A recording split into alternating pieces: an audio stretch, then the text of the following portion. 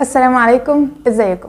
انا ندى، والفيديو ده هنتكلم مع بعض عن اكتر الاسئله اللي جات لي الفتره الاخيره بخصوص ثانويه عامه، لان انا في ثانويه عامه دلوقتي، او بخصوص الدراسه عامه، او معظم الاسئله اللي جات لي هحاول ان انا اجاوب عليها في الفيديو ده. وحاسه ان هو او حابه ان هو يكون فيديو دردشه كده. يعني انا بجد مش عامله اي سكريبت ولا في اي حاجه حواليا، انا مجرد بس فتحت الكومنتس، اخر الكومنتس اللي جات لي الفتره الاخيره، وهحاول ان انا ارد عليهم واحد واحد. باذن الله لو في اي حاجه تانية ما قلتهاش قولوها لي في الكومنتس وهرد عليكم، او ممكن نبقى نعمل فيديو تاني، مفيش اي مشكله. المهم ان انتوا تستفيدوا وتدعوا لي دعوه حلوه وبس كده. يلا بينا نبدا الفيديو ده. هحاول اتكلم زي ما قلت لكم عن اكتر المشاكل اللي بتواجهنا عامه كطلبه ثانويه عامه، وايه هي المشاكل اللي واجهتني وازاي انا حاولت احلها، ايه هي الحاجات اللي حلتها، ايه الحاجات اللي تاقلمت معاها، ايه الحاجات اللي ما حلتهاش لسه لحد الان، فشوفوا لي اللي هي حل الله يستركم. المهم الفيديو زي ما قلت لكم هيكون دردشه خفيف كده، مش عايزاه يكون طويل عشان ما اضيعش وقتكم، لان زي ما قلت لكم هو موجه لطلبه ثانويه عامه، وانت اهم وقت عندك دلوقتي هو وقتك. تمام؟ ده بالذات انا دلوقتي يعني بجد انا عملت كتير قوي عشان اوفر الوقت ده ان انا اصور الفيديو ده. المهم اول حاجه هي من اول السنه المفروض الخطوه دي كانت تتعمل، وانا الحمد لله نجحت ان انا اعملها، ولكن عايزه اقول لكم عليها برده عشان اللي لسه ما عملهاش يعملها من دلوقتي، وهي ترتيب الاولويات. يعني انت ما تبقاش مثلا شخص عندك قناه على اليوتيوب مثلا، او عندك شغل جانبي انت يعني مش ملزم بيه. يعني شخص مثلا انت كنت بتشتغل مثلا في تانية ثانوي او كده، او حتى لو بنت برضو كنت بتشتغلي، بس انت دلوقتي مش محتاجه ان انت تشتغلي. يعني الحمد لله اهلك مكفينك مصاريفك، بس انت كنت بتحبي تشتغلي عشان تحققي ذاتك، تتعلمي الكلام ده كله. بتهيألي ان الوقت اللي احنا فيه ده انت محتاجه ان انت تحطي كل طاقتك في مذاكرتك، عشان ان شاء الله ربنا يكرمك بالكليه اللي انت نفسك فيها او بالمجموع اللي نفسك فيه. بعد كده باذن الله بعد ثالثه ثانوي تبتدي تفكري بقى في تكمله شغلك او دراستك او اي حاجه، يعني حاجات جنب الدراسه كنت بتعمليها. ده ممكن بقى تفكري فيه او تاجليه شويه لبعد ثانويه عامه، وده اللي انا بعمله دلوقتي. ان انا بالنسبه لي اليوتيوب كان من الحاجات المهمه جدا في حياتي، والحمد لله تعبت جدا عشان اوصل للي انا فيه دلوقتي في التشانل، وعندي تطلعات اكتر للمستقبل في الموضوع ده. بس حاليا انا عارفه اولوياتي ايه. انا لا لازم اركز في مذاكرتي، لا انا لازم اركز في كذا، اركز في كذا. ايه هي الحاجات المهمه في الفتره اللي انا فيها دي لازم اركز عليها. بعد كده باذن الله بعد ما نخلص ثانويه عامه في برضه لسته حاجات مكتوبه، هي دي الحاجات اللي انا محتاجه ان انا ابدا فيها بعد ثانويه عامه.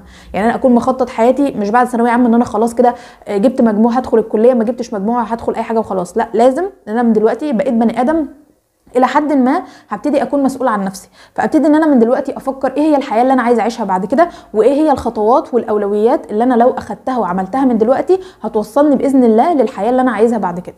تاني نقطة بقى هنبتدي ندخل في أعماق ثانوية عامة. أنا كنت بقول من بره كده ثانوية عامة دي عبارة عن إيه؟ هي عبارة فعلا عن نقلة عمرية، إن أنا بنتقل من مرحلة المدرسة لمرحلة الجامعة، إن أنا بقيت طالب مدرسي لطالب جامعي. وفكره طالب جامعي دلوقتي ما بقتش بتقتصر بس على ان انا بروح الجامعه، لا انا محتاج ان انا يعني اكتسب مهارات بره الجامعه، ان انا يكون عندي مهارات تواصل كويسه، ان انا يكون عندي مصدر دخل جنب الجامعه، يعني يوفر لي ولو دخل بسيط. مش مهم ان انا اقدر اصرف على نفسي بشكل كامل، لان انا ما زلت برضو ملزم من اهلي، ولكن ان انا اكون يعني عندي مصدر دخل، دي حاجه هتفرق معايا جدا وهتديني خبره يعني تفرقني كتير جدا عن الناس اللي حواليا. كذلك لازم اشتغل على مخي، اشتغل على عقلي من خلال ان انا اقرا كتب، اسمع ناس مفيده، اشوف ايه هي الناس اللي انا بتابعها على السوشيال ميديا. هل الناس دي بتدفعني فعلا لقدام؟ هل الناس دي بتديني طاقه ايجابيه، ولا مجرد ان هي بتخليني اقعد اتحسر على نفسي او على اللي انا فيه، سواء ان انا في ثانويه عامه او ان انا مش قادر احقق الحاجات اللي هم محققينها، رغم ان هم مثلا ما درسوش اللي انا درسته، او ما بيعملوش او ما بيتعبوش التعب اللي انا بتعبه دلوقتي في ثانويه عامه. لان ممكن معظم الناس مثلا تلاقيهم ما شاء الله ناجح وعنده فولورز بالملايين، بس هو اصلا ما درسش او ما كملش تعليمه او مش عارف ايه، بس هو نجح بحاجه يعني للاسف مش مفيده.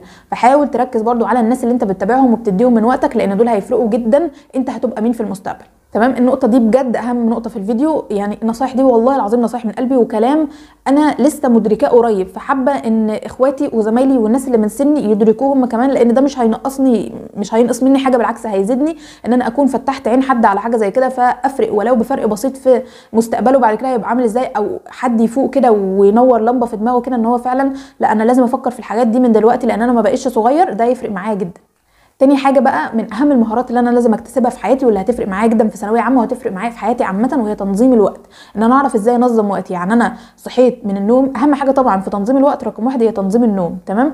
ان انا اكون قدرت انظم نومي. ان انا طبعا من اهم الحاجات او من احسن الحاجات اللي انت تعملها بنفسك ان انت تدخل نادي الخامسه صباحا، تمام. في كتاب اصلا اسمه كده، بس حتى لو انتم مش عندكم وقت تقرأوه، هو كله بيتلخص في ان انت ازاي تصحى الساعه 5 الصبح، وازاي تقدر ايه هي الفوائد اللي انت هتستفيدها، واشخاص او تجارب حقيقيه لناس فعلا حياتهم فرقت لما صحيوا الساعه 5 الصبح وابتدوا ان هم ينظموا حياتهم على هذا الاساس.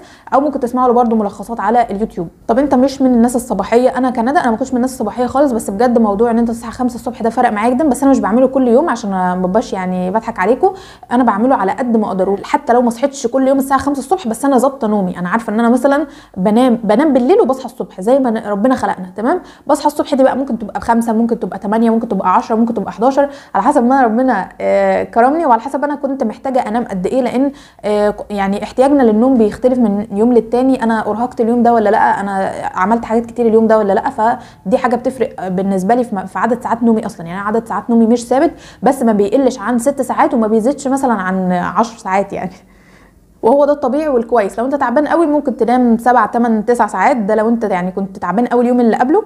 لو انت كويس خلاص 6 7 ساعات كويس جدا، وده هيوفر معاك وقت اكتر في يومك ان انت تعمل حاجات اكتر. تالت حاجه او تاني حاجه مش عارفه في فكره تنظيم الوقت يعني، وهي جدول المهام. النوت بتاعتي هناك اهي، انا بجد مكسله اقوم اجيبها، او يعني مش هقدر اقوم اصلا عشان حاطه المايك معايا. بس هي نوت صغيره كده بنكتب فيها اللي ورانا، او ممكن تستخدموا ابلكيشنز زي اي ابلكيشن بيتكتب عليه مهام. ان شاء الله تستخدموا ابلكيشن كتكوتي، بجد من احسن الابلكيشنز اللي ممكن تكتبوا عليها مهام. بتكتبوا المهمه وبعد كده لما تخلصوها بيبتدي ان هو بيزغرط لكم بعد ما تخلصوها، تمام. فهو الموضوع لذيذ كده وممكن يكون مضحك شويه ويشجعكم ان انتوا تعملوا كده. انا كنت بستخدمه في الاول، استخدمته فتره، بعدين لا حبيت اغير للموضوع الورقي، ممكن كمان فتره ارجع له. ومن احسن الحاجات اللي انت المفروض تعملها في حياتك ان انت ما يكونش عندك روتين ثابت بنسبه 100%. لا انا عندي روتين معين، ان انا مثلا بصحى كل يوم انا لازم اذاكر اليوم ده، انا لازم مثلا اليوم ده لو انا بشتغل لازم اشتغل اليوم ده، لازم مثلا لو انا بتمرن اتمرن، لو انا عندي عامل دايت او عامل نظام غذائي معين انا التزم بالنظام ده، لو انا عندي دروس معينه لا انا لازم اروح الدروس دي. بس ان يكون في اختلاف بين اليوم والتاني، عشان دي من اوحش الحاجات اللي ممكن تحصل في حياتك، ان انت تحس بالملل. اللي هو انا بصحى كل يوم بعمل نفس الحاجات، لا انا بصحى كل يوم بعمل نفس الحاجات بس بطرق مختلفه. ان انا النهارده خططت مثلا كتبت المهام اللي ورايا بشكل ورقي، لا انا اليوم اللي بعده قررت ان انا هكتبهم زي ما قلت مثلا على الابلكيشن على الموبايل. لا انا قررت بعد كده ان انا بس اهم حاجه لازم اكتبهم، ما ينفعش اعملهم من دماغي كده، تمام. لا انا قررت النهارده ان انا هذاكر في الاوضه، لا بكره عايزه اذاكر مثلا في الصاله، تمام. اليوم اللي بعده مثلا لا هنزل اذاكر بره لو انت عندك الفرصه لحاجه زي كده، تمام. فالموضوع بجد التغيير بيفرق قوي. بس انا مش بغير في الحاجات الاساسيه، لا انا بغير بس في طريقه عملها، في ترتيبها ممكن، لكن ان انا عندي حاجات اساسيه لازم اخلصها كل يوم ده شيء اساسي معايا. طب في ناس بتقول برضو طب انت فكره ان انا احدد عدد ساعات معينه اذاكره في اليوم، الموضوع ده ما بياكلش عيش، وده فعلا كلام حقيقي. ولكن هل انا مثلا لو انا بقى ما حددتش عدد ساعات معين يبقى انا مثلا امسك اقعد طول اليوم بذاكر في ماده واحده او في محاضره واحده؟ لا، لازم المتوسط الطبيعي ان انا في اليوم اخد مادتين، تمام. ماده مثلا الصبح اخلص محاضره فيها مثلا لو انا باخد اونلاين، او لو انا هنزل درس اخلص الحصه بتاعتها، اروح البيت اذاكر الحصه واحل الواجب بتاعها، تمام. ده رقم واحد، ده مثلا ممكن نقول في الجزء الاول من اليوم. بعدين في الجزء الثاني من اليوم ابتدي بقى ان انا اخد برده حصه ماده ثانيه اذاكرها واحل عليها. ولو انا بقى يعني كنت مجتهد اول يوم ده اقدر مثلا ان انا ادخل حل على حاجه ثانيه، يعني حاجه قديمه. مثلا انا اخدت امبارح حصه كيمياء ومثلا ما حلتش الواجب او حليت نص الواجب، ممكن اكمل الواجب في نص اليوم كده، بحيث ان انا اكون برده عملت ريفرش للحاجه اللي انا ذاكرتها، ان انا طبقت عليها تاني يوم. وان انا كمان ضفت حاجه في النص كده ايه، يعني زودت انجازي من غير ما ازود مجهود كبير ان انا اذاكر ماده كامله، لا انا مجرد بحل بس. وطبعا الوقت اللي المفروض يتاخد مني او تقسيمه وقتي لازم تكون متقسمه. رقم واحد ان انا بدي الشرح او فيديوهات الشرح لو انا زي ما قلت باخد اونلاين، او لو انا بنزل دروس، ان انا كل تركيزي وكل وقتي يكون مركز جدا جدا في الشرح اللي انا بسمعه، تمام. بحيث ان انا افهم كل جزئيه، ولو في اي حاجه مش فاهمها لو انا باخد سنتر اسال المدرس بتاعي دايركت على طول، لو انا باخد اونلاين اكتب الحاجه اللي انا مش فاهمها واسال فيها التيم العلمي على طول، او اعيد الفيديو تاني ممكن اكون انا اللي ما استوعبتش بشكل احسن، تمام. رقم 2 ان انا التقسيمه الثانيه او الحاجه في المرتبه الثانيه في الاهميه هي المذاكره. ان انا بس انا مطلوب مني ان انا اقرا الكلام بعيني، بعد كده ابتدي ان انا اشوف ايه الحاجات اللي محتاجه حفظ تتحفظ، والحاجات اللي محتاجه فهم انا اوريدي المفروض اكون فهمتها في المحاضره، فاقدر ان انا اشرحها لنفسي.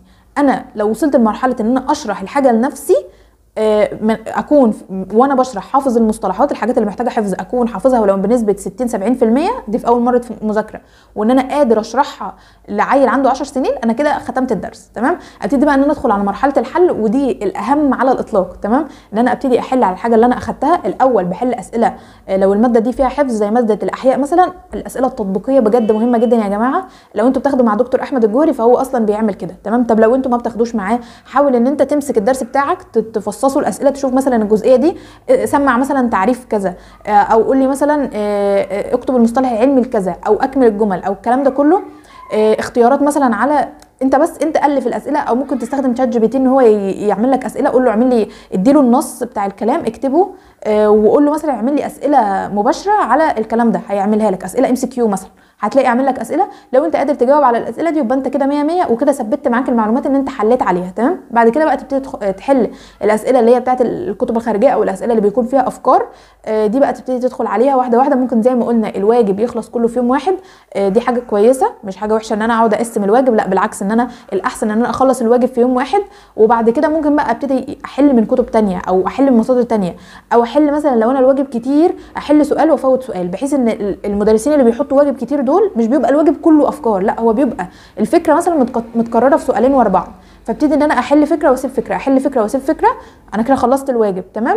تاني يوم او تالت يوم ابتدي ان انا اشوف الافكار اللي انا سبتها دي احلها تاني، بحيث ان انا بعدي على نفس الافكار، فبثبت الدنيا معايا، والفكره اللي ما كانتش فاهماها قوي ابتدي ان انا افهمها اكتر. بس ده اللي انا بعمله حرفيا في مذاكرتي، وهو الطريقه الصح للمذاكره. اصلا الكلام ده مش جايباه من عندي، هو اول حاجه عن تجربه، ان انا الحمد لله طول عمري بذاكر بالطريقه دي، ولكن كنت بغير فيها شويه حاجات. لا هي دي بجد، هي دي الاسطمبه اللي انا بذاكر بيها دلوقتي. تمام.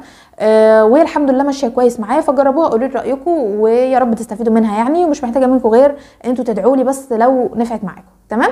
تاني حاجه وهي ان انا فعلا الكلام ده مبني على كلام علمي، ان انا مثلا فكره ان انا اقعد ادي وقت كبير قوي للشرح، او ان انا احفظ الكلام وما اطبقش عليه، دي طريقه غلط جدا. يعني الكلام ده متجرب، الكلام ده علمي، انا سامعه فيديوهات لناس يعني عملوا تجارب علميه تمام على الكلام ده.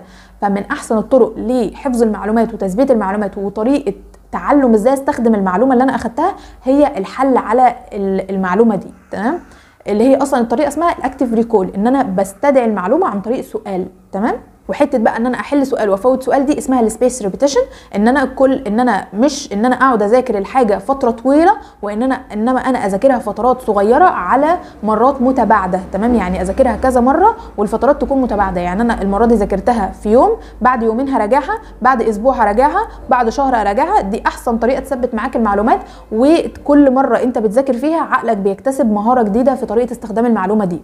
بس هي دي المذاكره، هو ده تنظيم الوقت، هو ده كل حاجه. بالنسبه للتراكمات بجد يا جماعه، انا كشخصيه اصلا انا كندى قلبي ما بيرتاحش وانا مراكمه حاجه. تمام.